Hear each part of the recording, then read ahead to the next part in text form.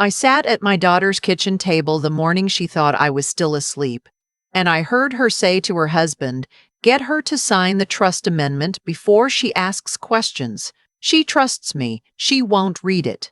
I had been awake since 4. I didn't move. I kept my hands flat on my thighs under the blanket I'd brought downstairs because the house was cold and I hadn't wanted to wake anyone. I sat there in the dark hallway just outside the kitchen doorway, and I listened to my daughter plan how to take everything I had left in this world. Her name is Serena. She's 51 years old. I raised her alone after her father left when she was 9, and I worked double shifts at the county records office for 6 years so she could go to a college I couldn't afford. I was at every graduation, every wedding anniversary dinner, every birthday. When her son Oliver was born, I drove 4 hours in a February snowstorm because she called me crying and scared, and I didn't think twice. I am 73 years old. My name is June, and standing in that dark hallway, I understood for the first time that I did not know my daughter at all. Let me go back to the beginning, because the beginning matters. It's where I made my mistakes, and I want you to understand how easy it is to make them when the person doing the deceiving is someone you love. My husband Gerald passed in the spring 3 years ago. We had been married 44 years. He handled our finances, not because I couldn't, but because he liked it, and I let him, and that was the first crack in the foundation I didn't know I was standing on. After he died, I had the house, a savings account, his pension, and a moderate investment account that his brother helped us set up in the 90s. Nothing extravagant, but enough. More than enough for a woman living alone in a 3-bedroom house in Central Virginia. Serena called me every Sunday for the first year. Then she started calling twice a week. Then she was driving up from Charlotte every other weekend, bringing her husband Derek and Oliver, and I thought, this is grief bringing us closer. I thought I was lucky. She started mentioning, gently, that the house was too big for one person, that the stairs were a liability, that she worried about me shoveling in winter, about whether I was eating properly, about the drive to my doctor being 40 minutes when I should have someone nearby. Every concern was reasonable. Every concern came wrapped in love. I believed her because I wanted to believe her. By October of the second year, she had suggested, only suggested, she was always careful to say only, that I consider selling the house and moving to Charlotte. Closer to them. There was a lovely, independent living community 20 minutes from her house. Or, if I didn't want that, I could stay in their spare room while I figured out next steps. No pressure, just options. I sold the house in March. I want to say something about that decision, because people will ask why I did it, and the answer is not that I was foolish. The answer is that I was lonely. Gerald was gone. My neighbor Bet had moved to her son's place in Florida. The house echoed. I would wake at 3 in the morning and lie there listening to nothing, and it frightened me in a way I had not expected. When Serena said, "Come closer to us," what I heard was, "You don't have to be alone anymore," and I wanted that more than I wanted the house. I deposited the proceeds from the sale, $240,000, into my personal checking account. Serena suggested I transfer it to a joint account she and Derek had set up, just for management purposes. Easier access if something happens to you, Mom. I hesitated at that. Hesitated long enough that she dropped it. She brought it up again 6 weeks later. She had a different framing, a family trust. Her financial advisor had recommended it, she said, for estate planning, for protecting assets from probate. She had a folder prepared, printed, tab. There were pages I didn't fully understand, and a section near the back about trustee authority that my eyes skimmed over because Serena was talking and pointing, and I was listening to her voice instead of reading the words. I didn't sign it that day. I said I wanted to think about it. That night I heard her in the kitchen with Derek, speaking quietly. She said, "She's stalling. She always does this. Just give her time." And Derek said, "We don't have that much time. The rate environment is changing." I told myself I had misheard the urgency in his voice. I told myself they were just trying to help. I signed the trust amendment 2 weeks later. I want to be very clear. I signed it because she is my daughter and I trusted her. That's the whole of it. There is no other explanation that makes me feel better, so I won't reach for one. I moved into their spare room in early June. It was a nice room. Big window, good light, my own bathroom. Oliver, who was 16, hugged me when I arrived and carried my bags in without being asked. For about 3 weeks, I thought I had made the right choice. Then small things started happening. Serena started mentioning, offhandedly, which of my things might be more comfortable in storage. The living room was small, she said. My boxes were in the garage. It was fine, she said.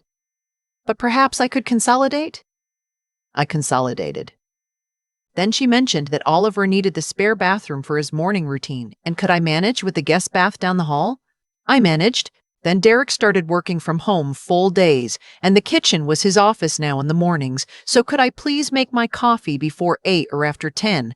None of it was cruel. That's what I want you to understand. None of it was cruel.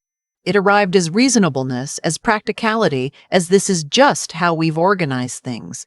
And I kept accommodating because I was a guest in their house, because I was grateful, because I did not want to be difficult. But I noticed things. I noticed that when I mentioned my financial advisor, a woman named Patty who I'd worked with for 11 years, Serena said casually that Patty's firm had some concerning reviews online. She showed me something on her phone. I didn't examine it closely. Later that week, Serena mentioned that she and Derek had been managing most of my accounts through the trust now, just streamlining things, and wasn't it easier not to have to worry? I hadn't been told they were managing my accounts. I said, "Which accounts, exactly?" She said, "The investment account and the savings, mostly. Derek's been rebalancing. We wanted to surprise you with a better return this quarter." I said, "I'd like to see the statements." She said, "Of course I'll print them this week." She didn't print them. I asked again 10 days later. She said her printer was broken. She said she'd email them. The email didn't come.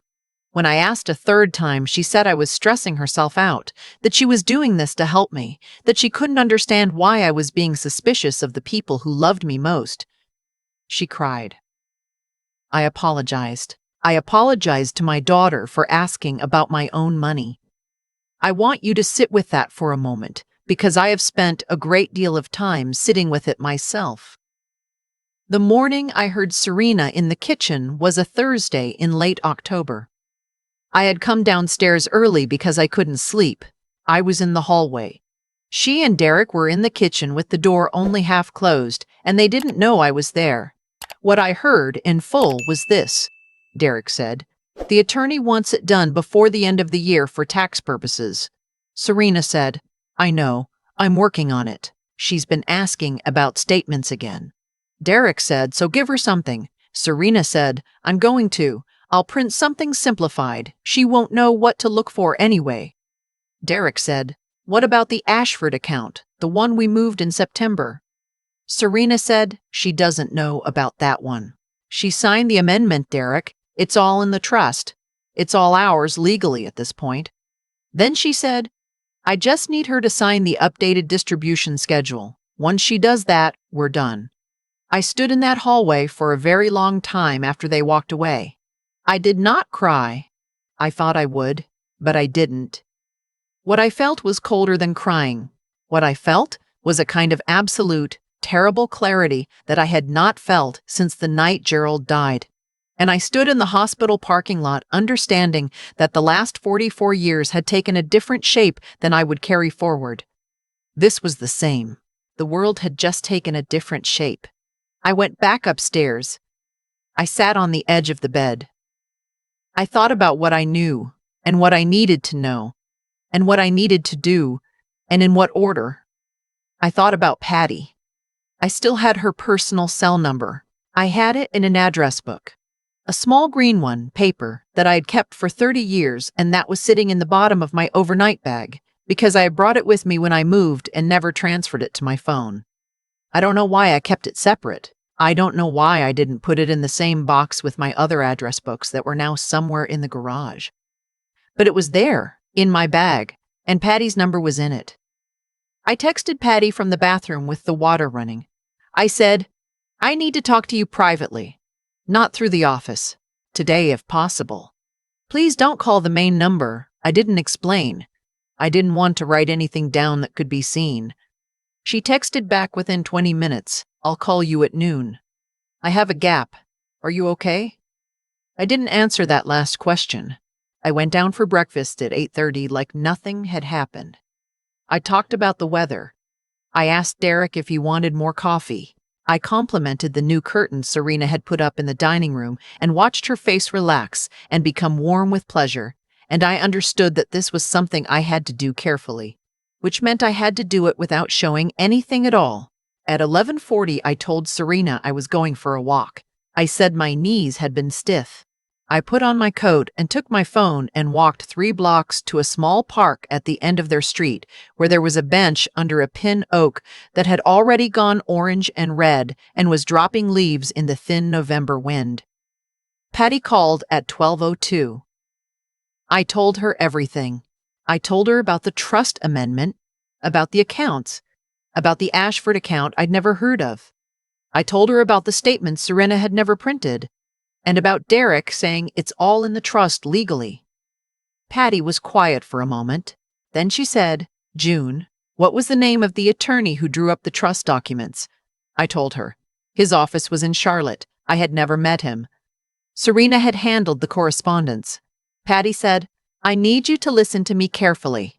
If those amendments were structured the way you're describing, with trustee authority transferred to your daughter before your death, and you signed without independent counsel, there may be grounds to challenge them. But I need you to do something today. Before anything else, I need you to go to a branch of your bank, not their bank, your bank, in person, and ask a branch manager to show you all accounts with your name or social security number attached. Don't call. Go in. I said, I don't have a car here. She said, can you get to a branch on your own? I said I would figure it out.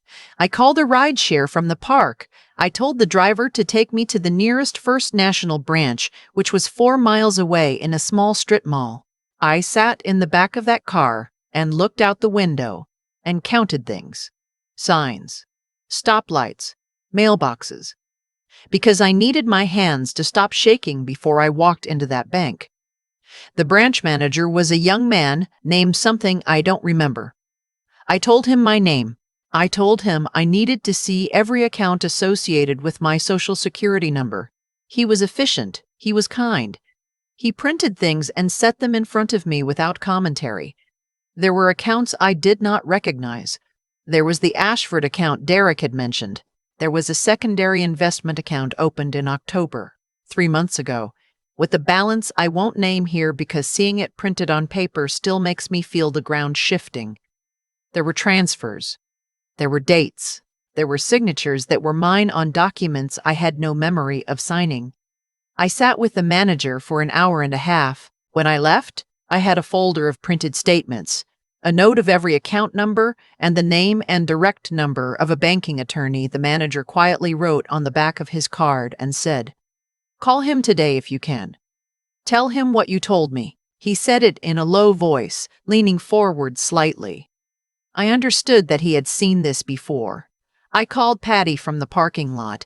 I called the attorney she'd recommended. I called the banking attorney from the branch manager's card. I stood in a strip mall parking lot in Charlotte, North Carolina in November wind, and I made 3 phone calls that I should have made 6 months ago. That night, I went back to Serena's house. I ate dinner. I asked Oliver about his chemistry test.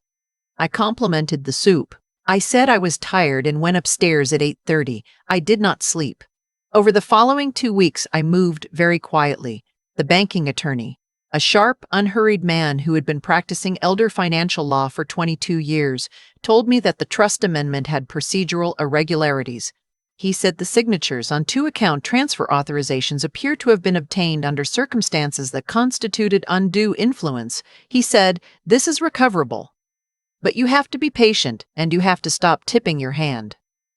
I was patient. I found an independent estate attorney, a woman named Agnes, through the state bar referral line. I met her twice at her office, taking ride shares and telling Serena I was going to a senior center watercolor class I had invented. Agnes was direct. She wore reading glasses on a beaded chain and spoke to me as though I was capable of understanding everything, which I was. She filed to contest the trust amendment. She requested a formal accounting from the trustee, which was Serena, within 30 days. The day those papers were served, I was not in the house. I had left the week before. I didn't tell Serena I was leaving. I packed one bag, the small one, not the large one, because I didn't want her to notice. And I called my college friend Vera, who I had known for 51 years and who lived 40 minutes outside Charlotte, and who, when I called her, said, "I'll be there in an hour. Don't explain anything yet. Just be outside." Vera has a small house with a guest room that gets morning light and a cat named something ridiculous that slept on my feet both nights. I sat at her kitchen table and told her everything, and she did not say, "I can't believe Serena would do this." She said, "What do you need next?" I have thought about that response many times since. It's a better response than comfort in certain moments. It keeps you moving. I want to explain the letter because this is the part where people will have questions, and I want to be clear. The letter I sent to Serena did not go to her house. It went to her office, her work address, which is public, through certified mail, copied to her attorney, my attorney Agnes, and the bank's legal department. It was not a personal letter. It was a legal notice drafted by Agnes, informing Serena that the trust amendment was being challenged and that all account activity was now under formal review. Agnes insisted on the certified mail. She said, "We want a delivery record." That is how I wrote to her. That is how she knew where to find me because the letter didn't include my address. She didn't know where I was for 3 weeks, and by the time she did, the legal process had its own momentum that my location didn't affect. I want to say something about Oliver. He texted me 10 days after I left. He said, "Grandma, I don't know what's happening. Mom won't explain. Are you okay?" I called him. He was 16 years old and frightened, and I was not going to make him carry something that wasn't his. I told him I was fine. I told him that sometimes adults have disagreements that have nothing to do with how much they love each other, and that he was not part of this, and I needed him to know that. He said, "I looked for you online. I just wanted to make sure you were somewhere safe." He had found an old listing for a charity fundraiser I'd helped coordinate 2 years ago, with my name in the credits. He had searched for me because he was worried and because he is at 16, still the boy who carried my bags in without being asked. He came to see me once, without his parents knowing. He drove 40 minutes on a learner's permit with a friend who had a license. He sat at Vera's kitchen table and drank the hot chocolate Vera made and didn't say much. He just wanted to see for himself that I was okay. We talked about his chemistry class. We talked about a book he was reading. When he left, he hugged me for a long time and I held on and thought, this is what it was all for. Not the house, not the money. This. The legal process took 7 months. I will not walk through all of it here because much of it was documentation and waiting and correspondence that blurs in my memory into a gray stretch of being careful. What I will tell you is this. The trust amendment was voided on the basis of procedural deficiency and evidence of undue influence. 3 account transfers were reversed. The Ashford account was dissolved and the funds returned. The banking attorney recovered a significant portion of what had been moved in September. Not all of it, but enough that I have what I need. I did not press criminal charges. I want to be honest about why, not because I forgave what Serena did, but because I was 73 years old and I was tired and I did not have the energy to become a victim in a courtroom. Agnes told me that was my right. She did not tell me it was wrong. I don't know if it was wrong. I think about it sometimes. Serena and I have not spoken. I don't know if we will. I live in a small apartment now, 2 bedrooms, in a town about 60 miles from where I used to live. Close enough to the familiar, far enough from what happened. I have a kitchen with a window over the sink, and I grow herbs in pots on the ledge. And in the morning, I make my coffee when I want to, and drink it without consulting anyone's schedule. Vera drives up once a month. Patty and I talk on the phone every few weeks. Agnes sent me a Christmas card. Oliver texts me on Sundays. I don't ask about Serena. He doesn't offer. That is a boundary we arrived at without discussing it, which I think is its own kind of grace. There are things I wish I'd done differently. I wish I had read every document before I signed it. I wish I had kept my own bank accounts and never let the word trust become a structure someone else controlled. I wish I had understood that love and financial integrity are not the same thing, and one does not guarantee the other. But I do not wish I had stayed in that house. I do not wish I had kept accommodating and consolidating and making my coffee before 8. I do not wish I had apologized one more time for asking about my own money. I sat on the edge of that bed in the dark at 4 in the morning, and I understood that something was over. And then I got up. That's the part I want you to remember. Not the attorneys, not the accounts, not the documents in the folder. Just that. Understanding that something is over. And getting up anyway. That's the only revenge that ever meant anything to me. I've thought a lot about what made any of this possible. Not the attorneys, not the accounts, not the certified mail. I mean the part before all of that, the part where I stood in a dark hallway at 4 in the morning and chose not to walk away from what I had just heard. Because that's where it actually started, not in a courtroom, not at a bank, in a hallway, in the dark, with a choice. I think about Serena sometimes and I try to understand how a person gets there. How you go from a 9-year-old girl whose mother worked double shifts to keep the lights on, to a woman who sits in her kitchen at dawn, calculating how to take what's left of that mother's life and put it in a trust with your husband's name on it. I don't think she woke up one day and decided to be that person. I think it happened the way most quiet damage happens. Slowly, through small choices, each one a little easier than the last, because the previous one didn't feel like much. That's how people lose their way. Not in one dramatic moment, but in dozens of ordinary ones where they told themselves it was fine, it was practical, she won't notice, she trusts us. That's the thing about trust. It doesn't make you foolish. It makes you human. And people who want to take something from you will always look for a human being first. What I know now, what I wish I had understood at 60, at 50, at 40, is that integrity isn't only about what you do when people are watching. It's about what you're willing to do when the person who loves you most has no idea what's happening. Serena made every one of those choices when my back was turned. That's not just a legal matter, that's a character matter. And character, built or broken, is always the result of accumulated decisions. Hers led her somewhere she can't easily walk back from. Mine, eventually, led me to a bench under a pin oak, making 3 phone calls that changed everything. I think about Oliver, too, and what he saw. He was 16 and living inside a situation he didn't create and couldn't fully understand, and he still found a way to do the right thing. He texted me because he was worried. He drove 40 minutes on a learner's permit because he needed to see for himself that I was okay. Nobody told him to do that. That's not instruction. That's character, already formed, already his. I don't know where it came from exactly, but I know it wasn't from the ceiling. Children watch everything. They are always deciding, quietly, who they want to become. Vera said something to me once, sitting at her kitchen table in the first week I was there, when I was still shaky and second-guessing everything. She said, "The clearest thinking you'll ever do is right after someone shows you exactly who they are." She meant it practically. She meant get to the attorney while you're still sharp with it. But I've kept that sentence for other reasons. Because I think it's true in a bigger way.